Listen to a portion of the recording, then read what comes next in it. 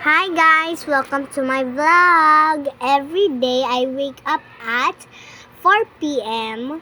AM. Kasi po yung pasok namin ay 6 a.m. Kaya dapat before 6 a.m. nandun na po kami. Usually, 5:30 umaalis na kami ng bahay. Minsan guys, sobrang antok pa ako nun guys, pero tiis ko lang po para makapunta ko sa school early.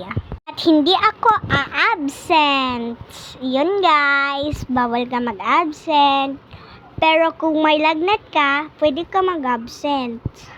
Kaya dapat bago pumunta sa school, kumain ka muna. Or else matulog ka dun sa class. Kasi gutom ka. Tsaka iniisip mo lang recess, break time, ganon. Kaya importante ang breakfast pag lalo na pupunta sa school. At mag-toothbrush.